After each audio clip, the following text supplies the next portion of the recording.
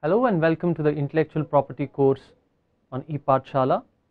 Today we are going to discuss a module on patents, traditional knowledge and biodiversity.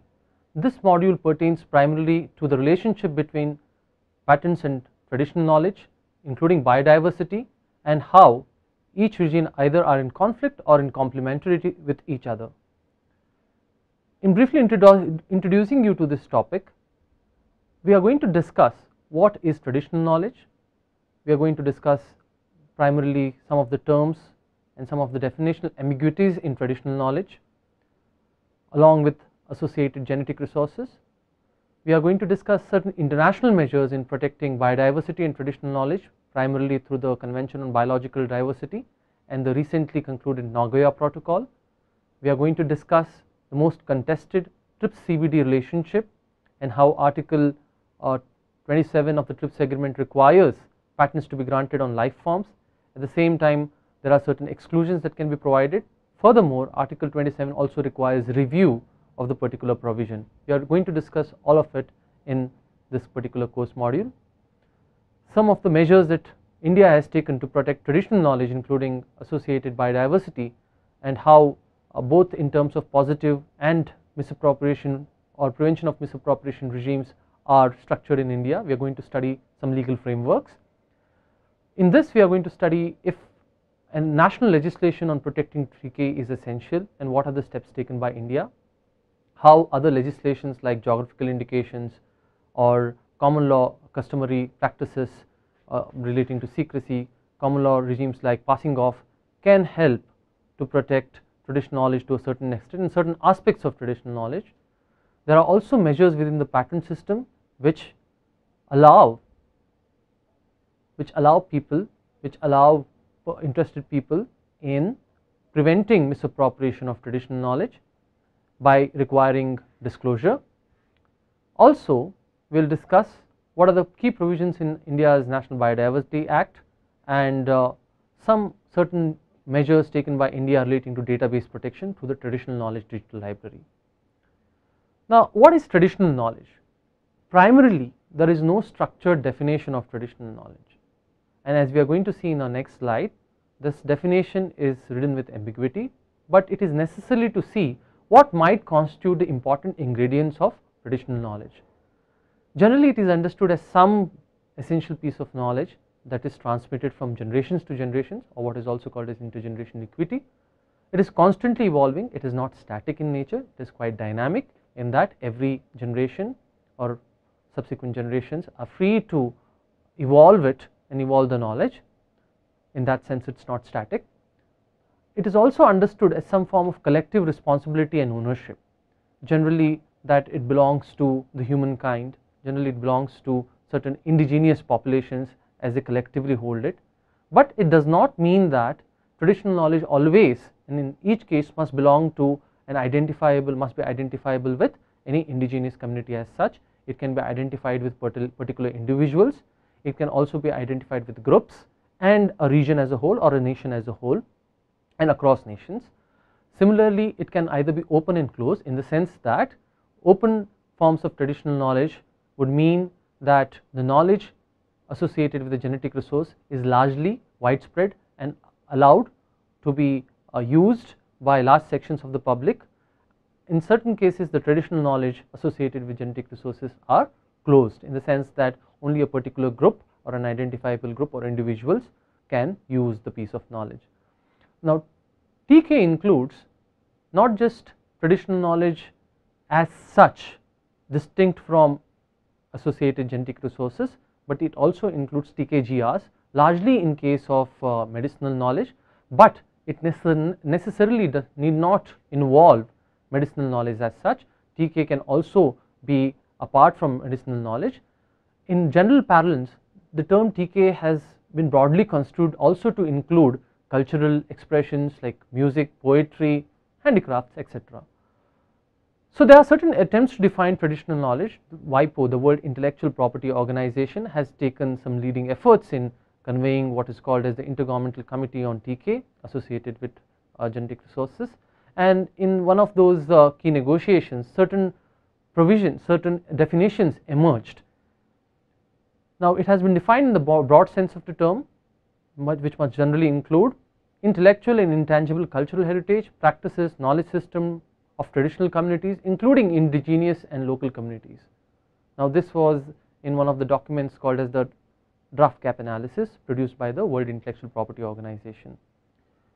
Hence, TK in the general sense embraces content of the knowledge itself as well as traditional cultural expressions like folklore, including distinctive signs and symbols associated with traditional knowledge. If you look into international measures and how TK and TK associated with genetic resources to mean biodiversity evolved in discussions, it was during the Earth Summit in 1992 which first raised this issue on TK and biodiversity. In fact, Principle 22 is very clear to the extent that indigenous people and their communities and other local communities have a vital role in environmental management and development because of their knowledge and traditional practices.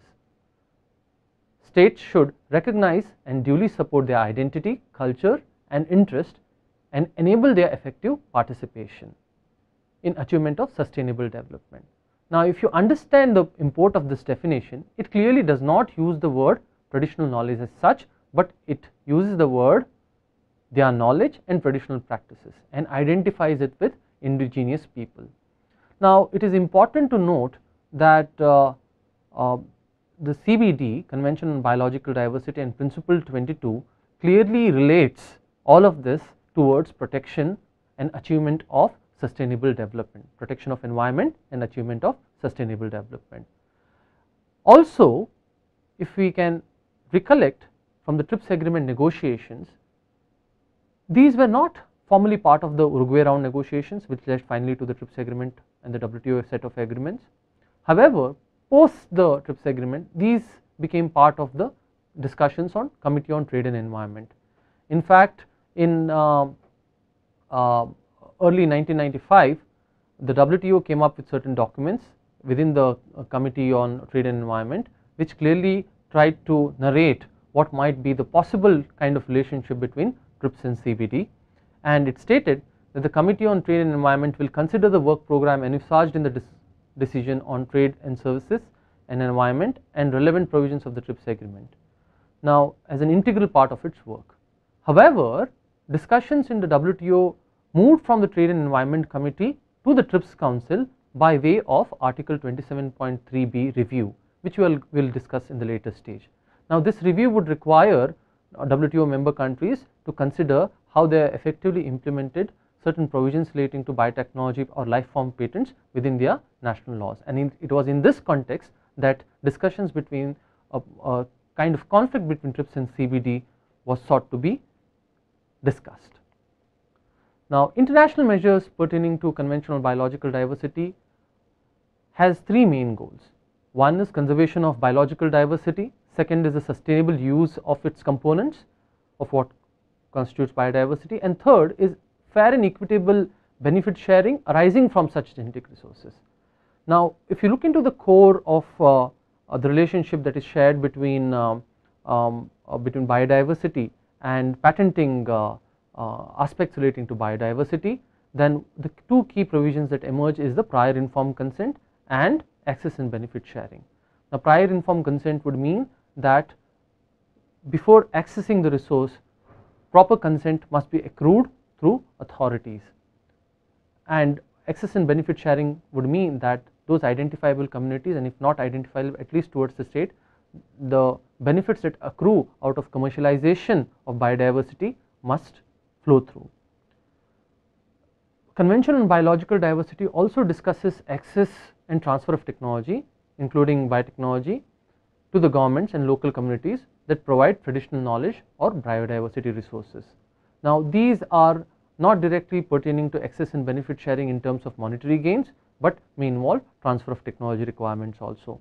The Nagoya Protocol on access and to genetic resources and fair and equitable treatment of benefits arising from the CBD, it specifically establishes a kind of framework that is required for predictable conditions to access to genetic resources, and also helping ensure how benefit sharing agreements and how benefit sharing of genetic resources between the contracting parties can be provided. The TRIPS CBD relationship has been discussed in the new context of emerging biotechnology tools. If you look into the last 30-40 years, what has happened is certain new tools in biotechnology like the recombinant DNA technology has allowed commercial utilization of nature and existing biological diversity without prior informed consent and access and benefit sharing. It means without any law, companies or individuals could actually, because of by virtue of use of these tools, use biotechnology and make commercial products out of it and put them in the market. Now these commercial products ultimately get patented if they are found to be inventive, novel and industrially applicable. Now example of such products are transgenic plants like the GM crops, transgenic animals like the famous Harvard oncomouse, genes which are usually patented in terms of its information content, although controversial, and genetically modified organisms. Now the TRIPS mandate in relation to protection of biotechnology products and processes is clearly laid down in Article 27. We have discussed Article 27 in the context of the provisions on TRIPS and public health. We would also briefly discuss it again here to understand the perspective from a biotechnology product or process. Any invention here within the framework of Article 27 would require to have an inventive step, novelty and industrial application. And as we know, what is the term invention has not been defined within the confines of the TRIPS agreement, nor is the term inventive step, novelty and industrial application. But it does not mean that WTO members have a kind of free will or carte blanche freedom to determine any definition by virtue of defining these terms, so that certain important biotechnology products and processes might be excluded. And it is for that reason that Article 27.2 and 27.3 clearly laid down the exclusion. The first kind of exclusion that pertains to certain biotechnology products and processes may involve exclusions based on ordre public or morality, and also those kind of inventions and the commercial exploitation of which would lead to serious prejudice to environment, human health and plant and animal life. Now it is important to note that under Article 27.2 you cannot reject inventions purely on the ground that the invention per se is harmful, but you have to take clue from the fact that the commercial exploitation of such invention would have certain consequences which are mentioned in Article 27.2. Clearly Article 27.2 does not lay down very important condition, but it definitely lays down the ground. You cannot reject it otherwise. The grounds that are mentioned in Article 27.2 must be carefully complied with by WTO member countries. Under Article 27.3 there are other important exclusions. Those that pertain to biotechnology are clearly mentioned in Article 27.3b. WTO members may exclude from patentability plants and animals. Now this was specifically negotiated during the TRIPS Uruguay round, wherein there was concerns that higher life forms, if allowed to be patented, are clearly unethical and it may have certain consequences. And this kind of exclusion was primarily because Europeans already had it in their laws. Essentially biological processes for the production of plants and animals are also sought to be excluded under Article 27.3b. Members shall however protect plant varieties through either patents or a sui generis system or a combination of both. Many countries protect plants through patents, many countries protect plants through sui generis system, like for example India protects through a sui generis system. But what do you mean by a combination of both is not clearly known. However, it says that plant variety protection must be effective. However, the model is not clear. What kind of a model would you require to provide effective sui generis or effective plant variety protection is not clear, primarily because there are primarily two international agreements. One is the UPA of 1978 and the UPA of 1991, which deals with criteria relating to protection and enforcement of plant varieties. However, countries like India have not been party to this. Neither the TRIPS agreement requires countries to implement the mandate contained in those agreements. So it is not quite clear as to how effective this protection must be, but generally countries have based the criteria for protection on the ground of that the plant variety should satisfy on the ground of novelty, distinctiveness, uniformity and stability. This clearly pertain to specific requirements of plants, because plants have certain characteristics that you need to show that they are uniform and stable and distinct over a period of time. There is no exclusion from patentability under Article 27. It means WTO member countries are required to protect microorganisms and non-biological and microbiological processes. Now, how do you constitute microorganisms and what distinct definition would you employ for a microorganism is also not clear from the TRIPS agreement. Whether gene patents would be covered within the term microorganism, whether certain parts of animals which do not constitute animal as such or animal per se, would they be constituted within microorganisms, and how do you define the term of across jurisdictions is not particularly clear from the TRIPS agreement. Review under Article 27.3b is another important feature of this article. Under this article, there is a mandate to review the article and the implementation of 27.3 provisions. Now, this was primarily expressed as an important negotiating obligation during the Uruguay round, because there were concerns that certain countries who did not want to implement provisions on higher life forms, they may have things to say about their experiences post the implementation of the TRIPS agreement. So, by virtue of Article 27.3b, two important issues were sought to be raised later. Issues pertain to patent protection and under Article 27.3b and how countries have implemented, and how countries have also implemented the sui generis protection for plant varieties. Now, WTO Secretariat has conducted some wonderful information gathering exercise, and there are documents that pertain to how WTO member countries have implemented these obligations. The issue of conflict between the TRIPS and the Convention on Biological Diversity also became important during the Doha round, and paragraph 19 of the Doha Declaration specifically says that TRIPS Council should look into the relationship between TRIPS and TRIPS agreement and the UN Convention on Biological Diversity, the protection of traditional knowledge and folklore, and that the work of the TRIPS Council on these topics must be guided necessarily by the TRIPS agreement Article 7, which primarily deals with the objectives of the TRIPS agreement, and Article 8 relating to principles, and must take into account developmental issues that concerns the WTO members. Now, how this mandate has been interpreted is also interesting. Now, different countries have sought to bring in certain issues relating to TRIPS CBD conflict within the framework of Article 27.3b. However, there is no general common understanding relating to the nature of conflict between TRIPS and CBD, nor there is any common understanding as to how to find solutions regarding the same.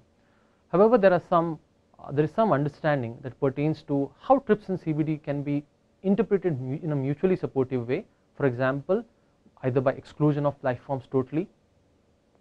The TRIPS agreement Article 27.3 specifically requires you to protect certain kind of life forms, vis-a-vis the CBD obligations relating to sustainable development of traditional knowledge and indigenous and the rights of indigenous people. Now, how to require disclosure of origin, because disclosure of origin as far as certain developing countries are concerned has been one of the important negotiating challenges for them, or one of the important negotiating references. In Article 29, there is a requirement of disclosure. Generally, disclosure as understood within the framework of the patent law is a kind of quid pro quo, wherein the patent holder is expected to disclose whatever knowledge he is trying to seek a patent for. Now, and thus this disclosure shall be in the best mode possible, and it should be in the best mode possible as on the date of filing of the patent application. However, the developing countries are trying to seek an amendment to Article 29 by specifically requiring that patent applicants must mention in their patent application the source of origin of the particular biological material. This is also called as the amendment to disclosure requirement. And by virtue of this, developing countries think that they can achieve certain reasonable degree of certainty as to whether these patent applicants have actually taken the information, the traditional knowledge associated with biodiversity by requiring prior informed consent and access and benefit sharing. Now, there is also thinking as to the nature of conflict between TRIPS and CBD might relate to the grant of erroneous patents. Because patents are allowed on life forms, certain member countries believe that patent system might lead to grant of erroneous patents, and they frequently cite examples like the turmeric. This turmeric example is pertinent because America prior to 2011 had a requirement under its patent law wherein novelty in relation to public use would be only local. So basically, prior public use in relation to any biological product would be construed within the territorial boundaries of the United States. This was prior to 2011, and due to this, what happened was the properties of the turmeric, the antiseptic properties of the turmeric, were sought to be patented in one of the applications filed by 2 Indians in the United States, and USPTO granted them. Later, the government of India had to engage experts to get the patent revoked, and finally the patent was revoked. Now, this example is frequently cited to suggest that the patent system, when not effectively tailored to the requirements of prevention of misappropriation, may indeed and actually lead to misappropriation. It is also important for some countries to look into how patent offices can gather more information to prevent erroneous grant of patents, and to see that traditional knowledge is not misappropriated, or traditional knowledge associated with biodiversity is not misappropriated. Now, there are examples that countries have tried to implement, like China and India have databases on traditional knowledge. Coming to India, India does not have a law on traditional knowledge which provides positive rights based protection, in the sense that India does not clearly say that the holders of traditional knowledge shall have the right to protect their TK as such. However, we have legislations relating to the national biodiversity which to a certain extent protects the TK against misappropriation, and which would also require fair and equitable benefit sharing, including prior informed consent, and certain rights of TK holders have come to be recognized through the National Biodiversity Act. Currently, discussions are ongoing on passing a law on TK. However, there is strong lack of consensus. There was a draft copy of the bill that emerged, but nothing further has been discussed in relation to positive protection to be made available to traditional knowledge. Indian experience with the traditional knowledge digital library has been unique, and we will also study towards the end the importance of having a traditional knowledge digital library, including its important limitations. The Biological Diversity Act probably is one of the most important acts that was legislated in 2002 in relation to protection of biodiversity. Both prior informed consent and ABS based on knowledge or resource obtained from India is required. So, National Biodiversity Board, that is a federal level board, governs access by foreigners, and the State Biodiversity Board regulates access by Indians or Indian companies. Now, the benefit that flows may directly go to the indigenous communities or individuals or to the National Biodiversity Fund. Wherever individuals or indigenous groups are not identifiable, then it shall go to the National Biodiversity Fund. Apart from the monetary gains, the legislation requires that if by virtue of contract between the parties there can be a grant of joint ownership of IPRs, transfer of technology may be required, association of some Indian scientists in the research and development may be required, and setting up of venture capital fund, etc. may also be required. Now, there is also a requirement of People's Biodiversity Register. As I mentioned to you, more and more information relating to traditional knowledge associated with biodiversity and creation of such information leading to grant of avoiding the grant of erroneous patents is important. So, what countries like India have done is they have come out with what are called as People's Biodiversity Registers. These People's Biodiversity Register basically try and locate the traditional knowledge within the territorial boundaries of the states, and then can try and document them. Now, they have some of the states have gone ahead and have opened up these People's Biodiversity Registers. What is important to understand is that we clearly do not know who is going to have access, and whether the access will be given by virtue of a commercial value. Under section 65, government has been obligated to protect TK in relating to biodiversity through measures such as registration or sui generis protection. However, as mentioned, India has not still implemented these obligations in relation to positive form of protection for TK. However, draft protection, conservation, effective management of TK rules have been there for some time, the 2009 draft, but it is not enforced as yet. So there is a significant role for TK holders in decision making process in this particular draft. Prior informed consent and how TK representatives would be selected is in this case is not clear. The Patents Act is one of the important pieces of legislation that allows you to create a kind of a framework that can avoid misappropriation of traditional knowledge and associated biological diversity. Most important is section 3p. Here an invention which in effect is traditional knowledge or which is a mere aggregation of or duplication of certain known properties of traditionally known components, such kind of inventions will not be granted a patent.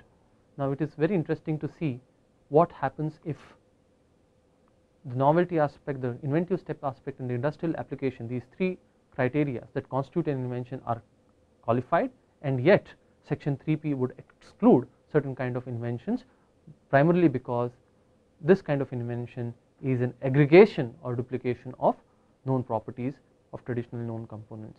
So it thus becomes important that you don't just have a layer of subject matter exclusion, but you also have a layer of patentability thresholds and a higher level of patentability threshold to prevent misappropriation. Section 3b, which discusses something similar to article 27.2, wherein patents may not be granted on inventions which primarily the commercial exploitation of which leads to order a public and morality crisis, and which may cause serious prejudice to plant, animal or human life.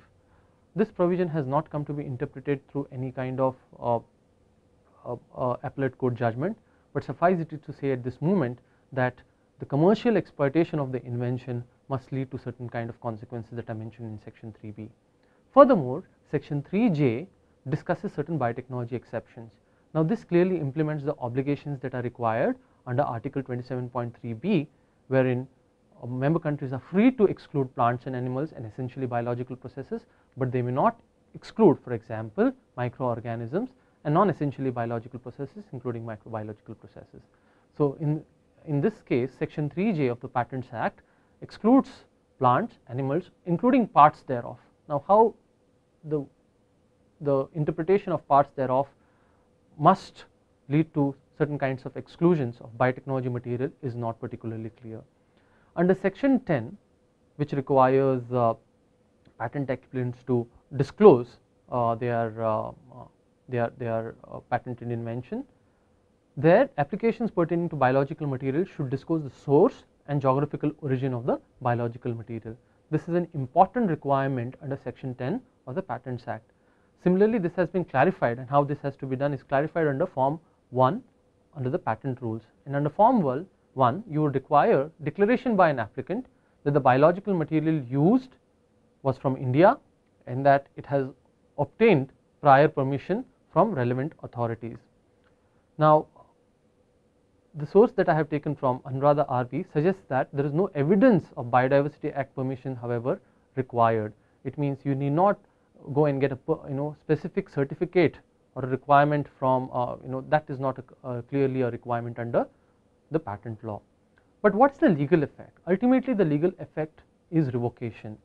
A patent may be revoked both under section 64 and 66 if it does not comply with the disclosure norm under section 10.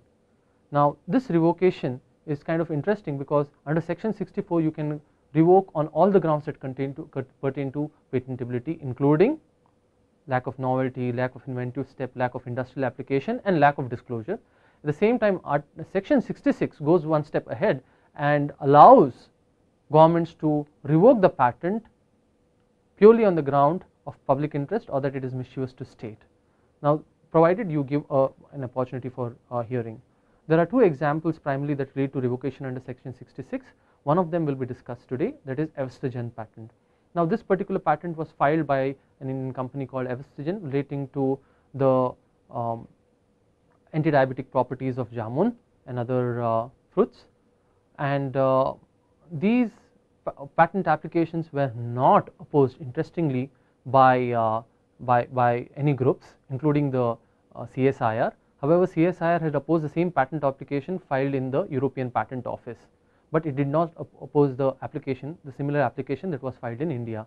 So the patent was granted in India, and then later when this patent was noticed by government officials, they sought revocation of the patent through the utilization of article section 66, and the reason primarily given is because it pertains to traditional knowledge as such and does not involve anything more than traditional knowledge. So this is clearly an example of use of article 66, where clearly prior to the grant or even after the grant, there was no pre and post grant opposition at the patent office, and no one challenged the patent for revocation. So it was the bounden duty of the government to revoke it, primarily because it was aggregation of traditional known components and it essentially formed traditional knowledge. Another way to protect certain aspects of traditional knowledge relating to plant varieties is through the Protection of Plant Varieties and Farmers' Rights Act 2001. Under this legislation, benefits can be claimed by those indigenous tribes and communities wherein their genetic material is used in the development of a new variety. So whoever produces new variety based on earlier varieties wherein certain traditional knowledge or certain other aspects of biodiversity is involved, then the earlier originator would be required to be compensated. So it is something certain kind of a benefit sharing requirement that is under the Plant Varieties Act. Similarly, farmers would always have the right to save, use, resow, exchange, share or sell his farm produce in relation to non-branded seeds. Now this requirement specifically allows farmers to get certain kind of protection against infringement of plant varieties. Farmers can also register their own varieties. Now this is the kind of positive protection that the law provides to farmers, wherein their own varieties which is based on certain existing traditional knowledge can also be registered. Geographical Indications Act 1999 is one of the new legislations that is required to protect certain aspects of brand relating to relating to products that have certain attributes which can be traced to a geographical location. Now geographical indications as such and per se may not provide full protection to traditional knowledge and products associated with them, but it definitely helps them to protect the unique name symbol of the product in which the TK persists. Now this may be suitable to a limited extent, since GI acts as an authenticity quality of the mark for quality reputation characteristics of the product. It is a kind of collective property philosophy, and hence it acts in a way to protect certain elements of the collective property notions involved in traditional knowledge. Now applicants can be any association or producers and must represent the interest of the producers. Now this is a kind of unique law that can protect certain aspects of traditional knowledge. The common law regime of passing off can also be used in certain circumstances where products based on traditional knowledge are actually misappropriated and used, wherein the other person who infringes on the mark or on the name would sell it as arriving from the source of others, in the sense that he would sell it primarily to show that it originates from the person who has originally produced the product based on TK. This remedy is even otherwise available in case of other kinds of infringement of unregistered trademark, which can be extended to the products that involve traditional knowledge too. Similarly, the scheduled tribes and other tribal forest dwellers Recognition and Forest Rights Act 2006 grants legal recognition of rights to traditional forest dwelling communities in relation to certain kind of biodiversities.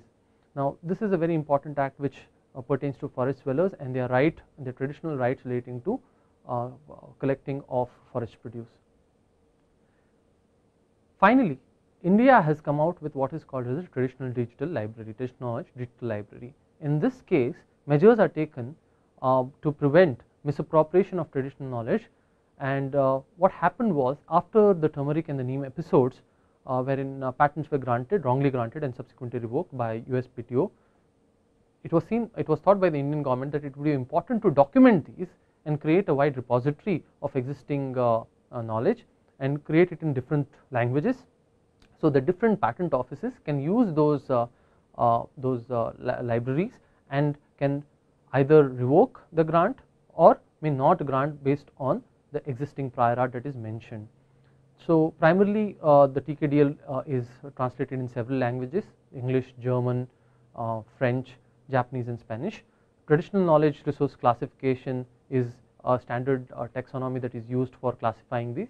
TKDL covers over 2 lakh formulations which have been taken from Ayurveda, Unani Siddha and Yoga text.